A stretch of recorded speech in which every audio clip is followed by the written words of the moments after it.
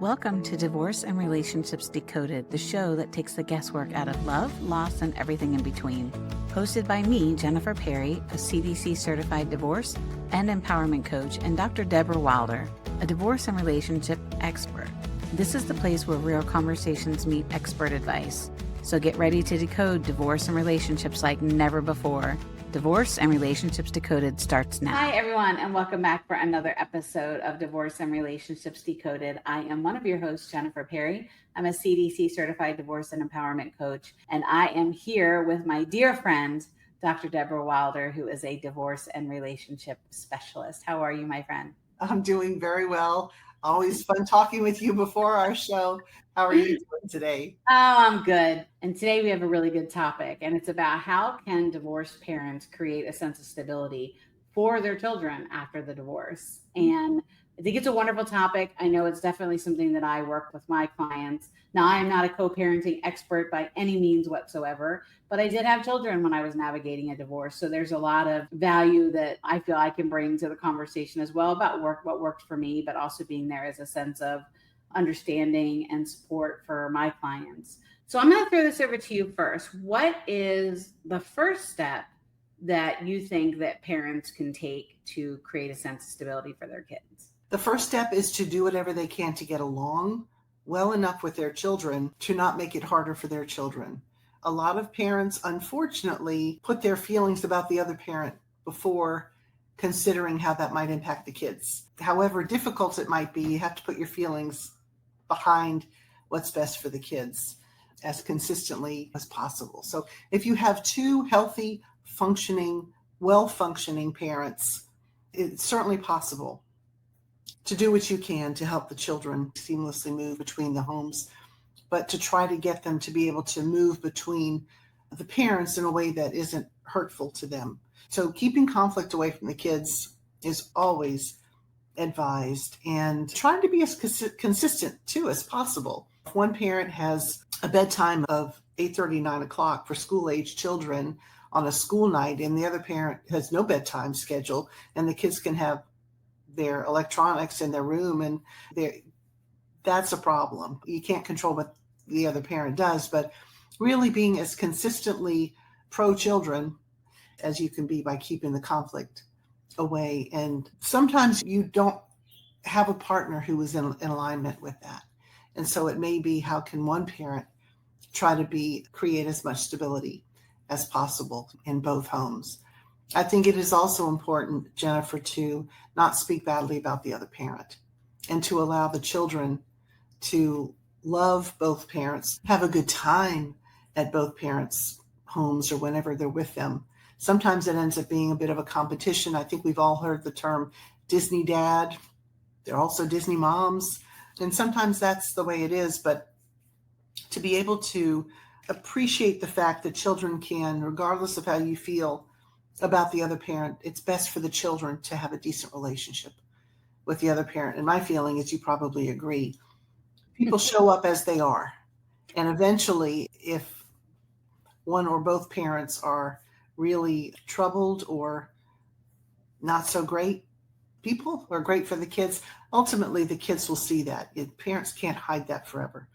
But aside from that, what will lead to the greatest sense of stability is encouraging the children to, as long as it's a safe home and a functional parent, encouraging the children to enjoy the time, appreciate the time that they have with each parent, trying to nurture the relationships with both parents. That's important. And I'm sure the people you work with, I know you've gone through divorce with young children, and I did too. And I will say it can be a challenge if you have hard feelings toward the other parent. It can be very difficult to try to bypass those feelings in order to promote a healthy relationship between your children and the other parent. But it is ultimately best for the children. And again, ultimately, if the other parent, that parent will show up positively or negatively, or you'll show up positively or negatively. We might be talking to someone in our audience here who is the one who isn't so great at doing that. And so this isn't just advice for whoever's listening and that ex-spouse.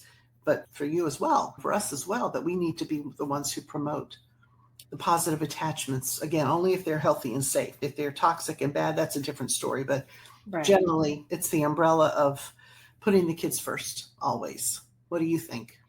Oh, I agree with you 100%. And I think the key word that you said in the very beginning was that a healthy, you may have, and I have had a lot of clients that I have worked with. Some of them I've had to actually fire and let them go and say, this just isn't a fit. Looking back, I'm sure there was things going through my divorce where my young children were involved I could have done differently. For me, I was just trying to keep them safe, and their dad went to jail, and some people questioned why I didn't take my children to see their father. And that just wasn't something for me that I wanted to do. We also had a protection from abuse order. I had a protection from abuse order against him for myself and my children. It's understanding, to your point, the healthy part of it. And then also, if it is a bad situation, you can only focus on what you can control, and you can make sure your children are mentally safe, physically safe, because that's important. I thought I shielded my boys from a lot of damage. You don't realize that, because as a parent, I was in survival mode, keep them safe mode. My relationship isn't a typical relationship, but I have had clients where a parent will say that they're not diminishing the other parent, they're not saying bad things about the other parent, but they're doing it and saying it in earshot of the children with a friend on the phone, or they happen to leave divorce papers laying out on the table, or a nasty email, their computer left open. It's this indirect ugly that they can say, I didn't say that about your dad or your mom. So the key word in all of it was healthy. You brought these children in the world together. They are a part of you and your spouse. Do whatever you can to be there for them, to show up as much as you possibly can to provide the stability, and just don't talk ugly. There's no reason for it. I had plenty of opportunities, and I'm sure you probably did as well. And I chose not to do it because, you know what? He showed who he was. He showed exactly the type of person that he was. They can prove it to themselves if they're going to be there or not. So we're talking about how to create a sense of stability and love and partnership in raising these children. And you have to be healthy in it. I have very good examples in my client family of couples who have really put their children first. They have an extraordinary relationship with their kids. They go to birthdays together, out to dinner together. They can show up for things like graduation. It's a wonderful relationship. And then I have examples of the other. And I'm sure that you see that as well. Absolutely. I just want to comment something you said before. You protected your children. Right. And so keeping them from their father, see, that's also a way to protect children. True. There's a line there that you did put your children first, and it was the right choice for all sorts of reasons. But that's what you did. You put your children first. And so getting to that as well, you talk about the high road. That is a huge challenge for a lot of folks. I know it was a huge challenge for me at times. My divorce started in, I think, 2006, summer 2006. It took about a year and a half until it was completed. It was rough. It was rough. The kids were little, and I would talk with my family members, and they would ask me, why are you being so nice? First of all, I find it difficult to not be nice sometimes. I had no desire to not be nice because I knew I still had to, and we have a fine relationship now, and that took a while, but it was rough in the beginning, but I didn't want to disparage their father, and I just didn't want that to happen. There were times when it did. I'll be the first to admit, and that's what I'm saying. I can't sit here and say, oh, just you must never say anything negative. But no, you're human. We can all have our moments, but ultimately, unless again the other parent has done such egregious things, let's say to the children, or it's just the parenting is so different. It's so hard when let's say you think you're a fine parent. I take care of my kids. And let's say I send my kids to their father. This is not what happened. I'm just using myself as a pretend example. And I know that he'll let them walk around the neighborhood until 11 o'clock at night. And he'll blow the whistle, tell them to come in. He didn't do this. I'm just saying different parenting styles. So that's different. So, if there's something that happens, let's say that the other parent does that you don't think is really healthy or good, if you need to take it up with your attorney, you take it up with your attorney or the court or a guardian ad litem. Or it may be that, because I'm working with a couple now, the mom is more conservative and her approach to parenting is different. It's more a conservative approach, traditional approach, and the father has a much more liberal approach to parenting when it comes to like schedules and things like that. And that's been an issue between the two of them. So what I was suggesting is, let's say the child is struggling in school when the child is staying over at the father's house and the child is getting up in the morning to go to school because she doesn't sleep well because she's up half the night on her computer or phone. Then the mother certainly can talk to the father about this, but the father has every right to say, don't tell me what to do. It's my home. The mother can also talk to the child and say, I've noticed these things. Your dad and I have different sort of rules in the house, but these are some of the consequences. So you might want to think about what's best for you in this situation as well. Again, without necessarily disparaging, but I will say there can be a fine line between when do you speak up and when do you not say anything. Because as parents, it's very easy after divorce, during and after divorce, to still be upset with the other parent, let's say, still have hard feelings. And then when that parent has the child and you disagree with some things or the child is struggling with something, it's hard. And I think there is a fine line in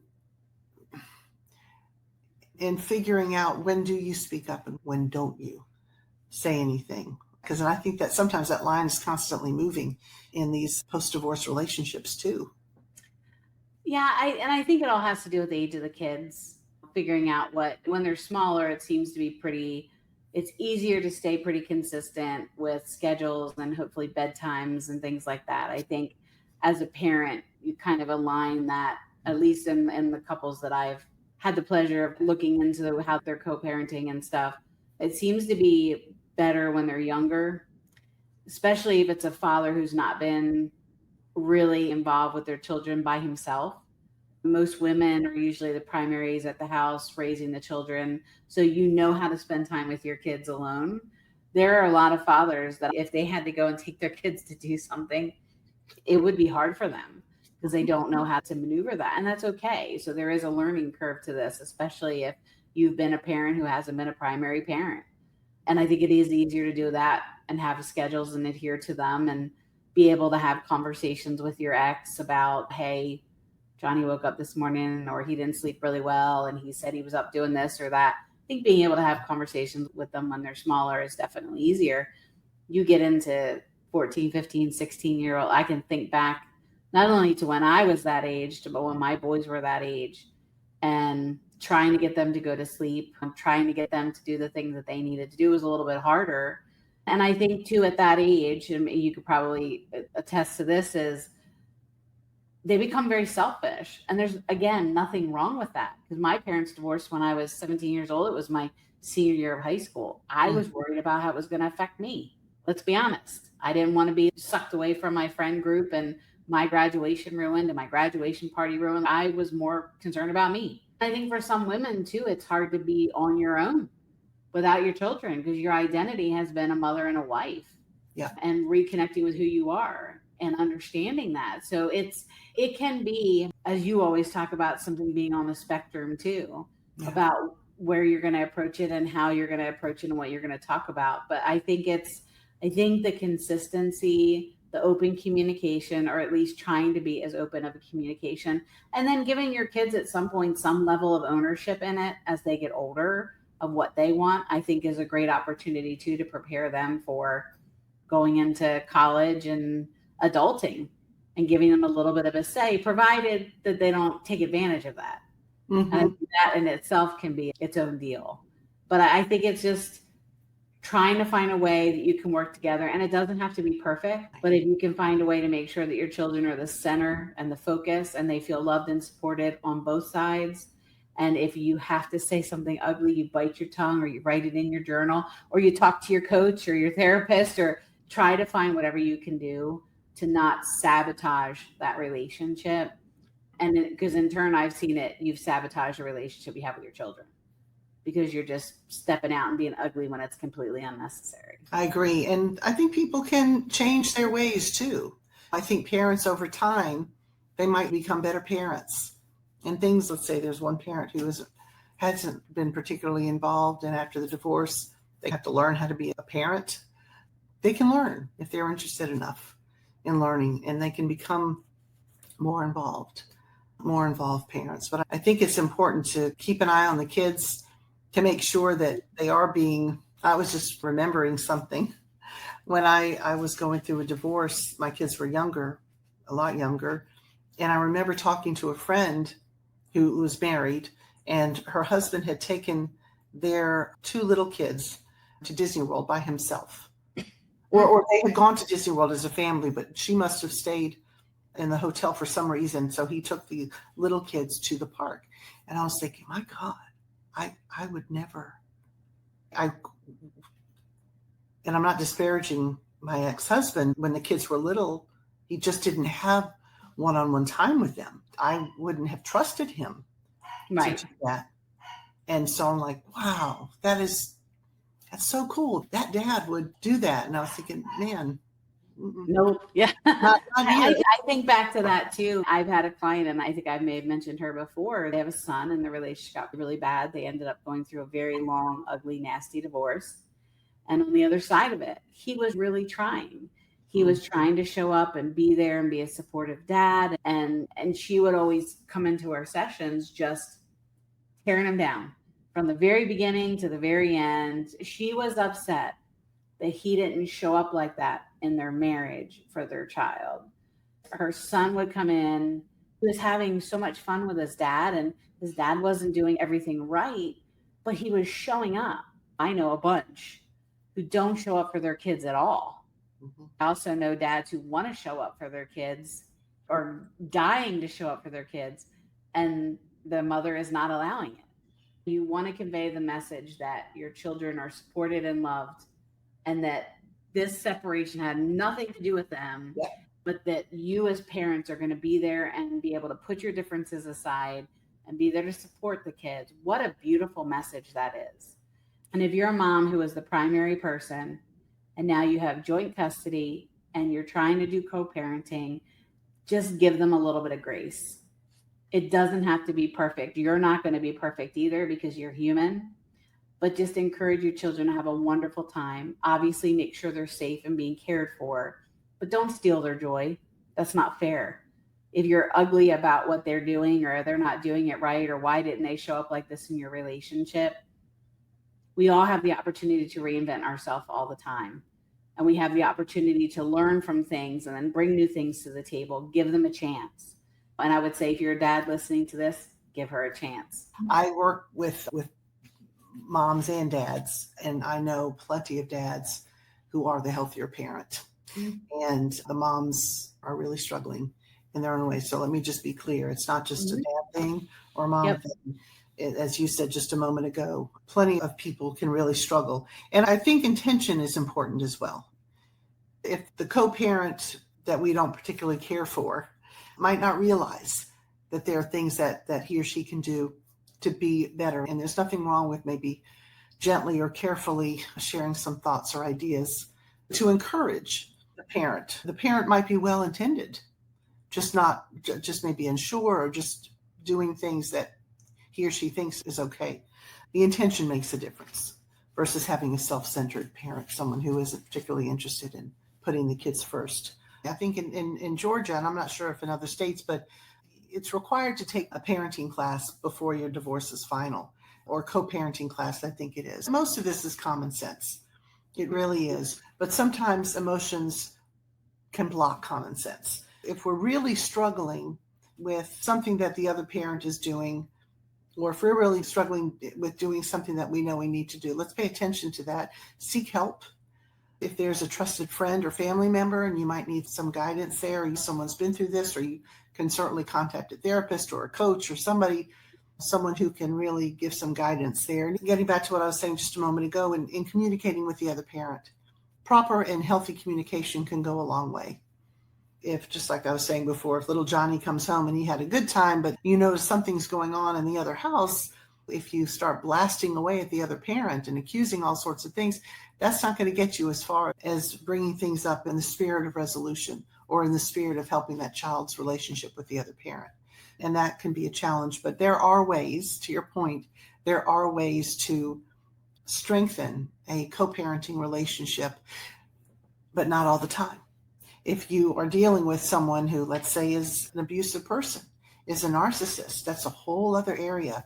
Co-parenting with someone who really lacks certain qualities of being a good co-parent, but that's a talk for another day. But other than the more extremes, I think most of the time there is a way to build a bridge between the parents, regardless of what happened during the divorce. If you put the kids first, you can make it happen. You might have to suck up a lot of bad feelings, but doing it for the sake of the kids. And the thing is, you want to be a role model as much as you can be to your kids, and they'll remember you for it. Absolutely. And I think you can definitely do that in a relationship. Give each other a little bit of grace. And if you are listening to this and you're struggling and you want to talk with somebody about that, please reach out to Dr. Wilder. All of our information is there. Or reach out to me if there's something I can do to best support you moving forward. That's why we're doing what we do. That's why we try to tackle topics and answer questions that are on people's minds, and they're just looking for some support and some encouragement. Thank you for bringing this topic to the conversation. I think it was a great conversation as always. If this is your first time and you've landed here, thank you very much. If you've been here and you've been watching us and you haven't subscribed yet, shame on you. Subscribe and share this. Huh? I always say you say that, but you don't really mean that. Yeah, I don't really mean that. No, but we want to make sure that if you have questions, we answer them. So send them to questions@drdecoded.com. And as always, thank you so much for your insight and conversation. There's always just thousands of little nuggets of information in there. So we will see you again next week. Bye, everyone. Bye. That's a wrap for this episode of Divorce and Relationships Decoded. We hope you found today's discussion insightful and empowering. If this conversation resonated with you, we'd love for you to share it with someone who might need to hear this message. Remember, healing, growth, and transformation happens one conversation at a time. If you have a question, a story, or a topic you'd love for us to explore, we'd love to hear from you. Drop us a note at questions@drdecoded.com. Your thoughts and experiences are always welcome here. Thank you for joining us, and we'll see you next week for another insightful episode of Divorce and Relationships Decoded. Until then, take care and keep moving forward.